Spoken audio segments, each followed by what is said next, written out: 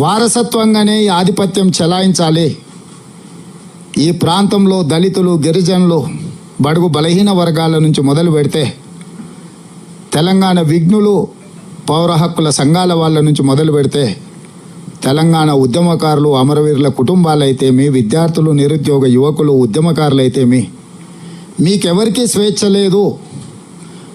నేను దళిత బంధు ఇచ్చినా, రైతు బంధు ఇచ్చినా, మీకు కావాల్సిన సంక్షేమం అంతా నేను ఇచ్చిన కాబట్టి నా వారసత్వాన్ని మీ నెత్తి మీద రుద్దుతా, మీరు వెట్టి చాకిరి చేయాలి, కట్టి బానిసలుగా ఉండాలి అని ఆనాడు కాసిం రిజ్వీతోని నిజాం ఎట్లయితే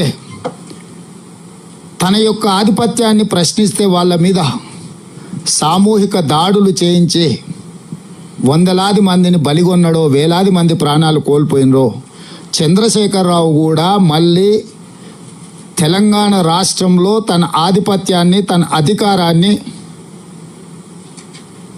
ఆయన మన నెత్తి మీద రుద్ది వారసత్వాన్ని మనకు అప్పచెప్పాలనుకున్నప్పుడు తిరుగుబాటు చేసిన వాళ్ళందరినీ కూడా అదే విధంగా అణిచివేసి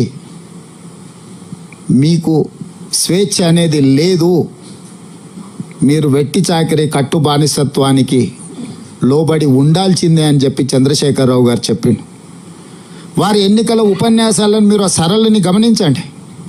ఎన్నికల విధానాన్ని, ఆయన నిర్వహించిన విధానాన్ని, ఆయన విశ్లేషించిన విధానాన్ని మీరు ఒకసారి గమనించండి మీడియా మిత్రులుగా.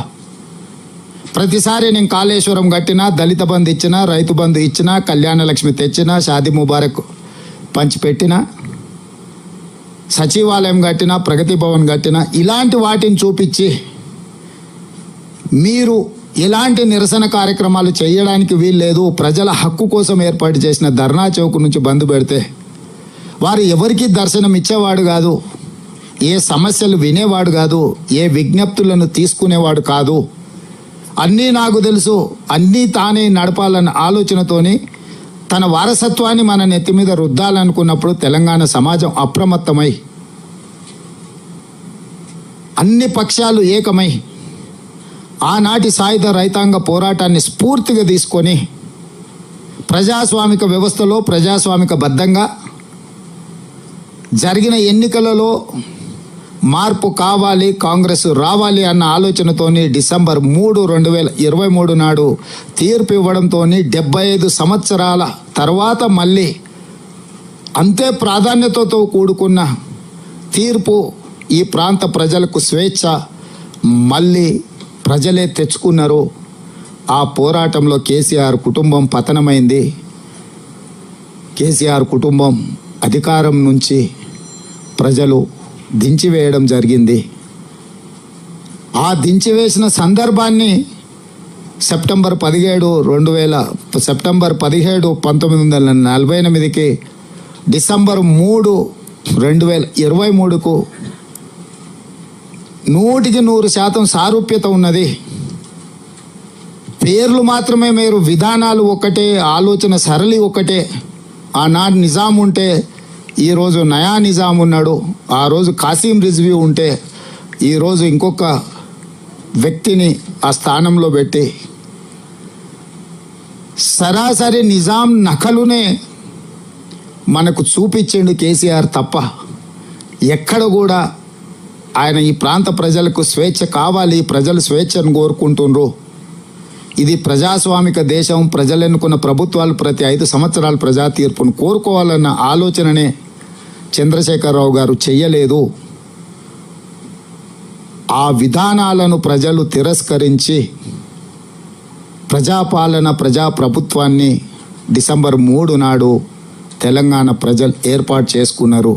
డిసెంబర్ 7 నాడు మేము బాధ్యత చేపట్టిన ఎల్బీ స్టేడియంలో. డిసెంబర్ 7 నుంచి మార్చి 17 వరకు 100 రోజులు పూర్తి చేసుకున్న సందర్భంలో ఇక్కడనే గతంలో మళ్ళీ అధికారం వస్తుందని చెప్పిన రోజు విన్న వాళ్ళు ఉన్నారు, నమ్మని వాళ్ళు ఉన్నారు.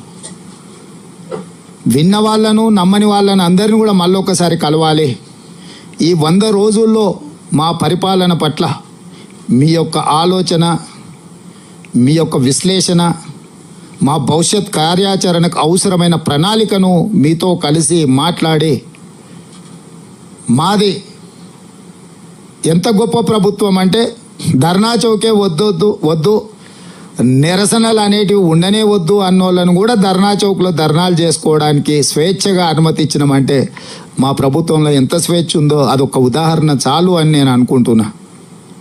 అందుకే ఈరోజు మిత్రులారా, 100 రోజుల పరిపాలనలో 3 విభాగాలుగా నేను విశ్లేషించదలుచుకున్నాను. ఒకటి సాంస్కృతిక పరమైన విధానం, 2 పరిపాలనపరమైన విధానం, 3 సంక్షేమము అభివృద్ధి అనే నిర్ణయాలు. సాంస్కృతిక పరంగా ఏ ప్రాంతమైనా, ఏ ప్రజలైనా, ఏ జాతి అయినా సహజ సిద్ధంగా వారసత్వంగా సంక్రమించిన సంస్కృతిని వదిలేసుకున్న, సంస్కృతి మీద ఇతరులు దాడులు చేసిన, ఈరోజు దేశంలోనే కానీ ప్రపంచంలో ఆధిపత్యం చెలాయించేవాడు మొట్టమొదట సంస్కృతి మీద దాడి చేస్తాడు. ఇప్పుడు చాలా ప్రాంతాలలో గత పాలకుల మీద యుద్ధం చేసి ఆ యుద్ధంలో రాజ్యాలు జయించిన వచ్చిన రాజులు గత రాజులు పాటించిన సాంస్కృతిక విధానాలను విధ్వంసం చేసే సంస్కృతి. ఎందుకంటే వాటిని విధ్వంసం చేయడం ద్వారా కొత్త సంస్కృతిని రుద్దాలి, ప్రభుత్వాలు మారినాయని ప్రజలకు సందేశాన్ని ఇవ్వాలన్న ఆలోచన.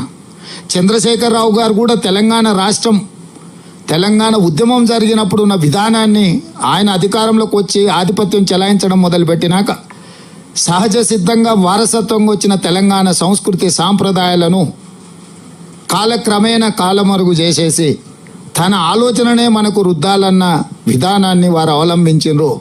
ఉద్యమంలో టీజీ ఉంటే కేసీఆర్ వచ్చినాక టీఎస్ అని తీసుకొచ్చిండు, టీఆర్ఎస్కు నకలుగా టీఎస్ని తీసుకొచ్చిండు. తెలంగాణ తల్లి అని అంటే ఆయన కుటుంబ సభ్యులాగానే ఉండాలి, తెలంగాణ నిజమైన తల్లిలాగా కాదు. తెలంగాణ తల్లి అంటే వాళ్ళ కుటుంబమే అన్న విధానాన్ని పోల్చిండు. తెలంగాణ ఉద్యమంలో ప్రజలు పాడుకున్న జయ జయ హే తెలంగాణ రాష్ట్రం ఏర్పడ్డ తర్వాత నిషేధానికి గురైంది. ఆ కవులు కళాకారులను ఎవరిని కూడా గుర్తించే ప్రయత్నం కూడా చేయలేదు. తెలంగాణ రాష్ట్రం ఏర్పడ్డ తర్వాత అధికారిక చిహ్నంలో ఉద్యమ స్ఫూర్తి ఉంటుంది, త్యాగాల పోరాటాల విధానాలు ఉంటాయని అందరూ భావించారు. కానీ రాచరిక పోకడలతోనే మేము నయా జమీందారులము, మేము రాచరిక పోకడలతోనే తెలంగాణ అధికారిక చిహ్నం ఉంటుంది అని చెప్పి అధికారిక చిహ్నంలో కూడా రాచరిక పోకడల్ని ప్రదర్శించిండు తప్ప ప్రజాస్వామిక స్ఫూర్తిని కానీ తెలంగాణ ప్రజల యొక్క త్యాగాలను కానీ అందులో ఎక్కడ పొందుపరచలేదు. సాంస్కృతిక విభాగాన్ని ఏర్పాటు చేసిన అన్నాడు తప్ప కవులు కళాకారులను తన గడిలో బంధించి వాళ్ళని పొగడడానికి, వాళ్ళ భుజకీర్తులను పెట్టడానికి అందుకు మాత్రమే వాళ్ళను ఉపయోగించుకున్నాడు తప్ప ఎక్కడ కూడా ప్రజల యొక్క ఆలోచన విధానాన్ని ప్రజా సమస్యలనే బానిగా మార్చి ప్రజల యొక్క సమస్యల్ని పాటల రూపంలో ప్రజల యొక్క ఆలోచన విధానాన్ని పోరాటాలకు స్ఫూర్తినిచ్చే విధానాలు గతంలో ఉంటే తెలంగాణ రాష్ట్రం వచ్చిన తర్వాత కవులు కళాకారులు గడీలలో నిర్బంధానికి గురై దొరగారి భుజకీర్తులను శ్లాఘించడం తప్ప ఎలాంటి అవకాశాలు లేని సాంస్కృతిక దాడి తెలంగాణ మీద చేసిండు. అందుకే తెలంగాణ సంస్కృతి మీద జరుగుతున్న దాడిని, తెలంగాణ ప్రజల యొక్క ఆకాంక్షలను గుర్తుపెట్టుకొని మా ప్రభుత్వం టీజీని మళ్ళీ టీజీగా కేంద్ర ప్రభుత్వం నుంచి అనుమతి తెచ్చి అమలు చేసినాము. జయ జయ తెలంగాణని ఎక్కడైతే నిషేధానికి లోనైందో గల్లీలో జయ జయ హే తెలంగాణ గానం వినాలి, తరతరాలు మన పిల్లలు ఆ స్ఫూర్తిని పొందాలి అని రాష్ట్రీయ గీతంగా మా మంత్రివర్గం నిర్ణయం తీసుకొని ఆ పాటకు, ఆ ఆలోచన విధానానికి మా ప్రభుత్వం అవకాశం కల్పించింది. తెలంగాణ తల్లి విషయంలో కూడా తెలంగాణ కవులు కళాకారులను సంప్రదించి తెలంగాణ రాష్ట్ర అధికారిక చిహ్నంలో కూడా తెలంగాణ ఉద్యమంలో ఉద్యమ స్ఫూర్తిని నింపిన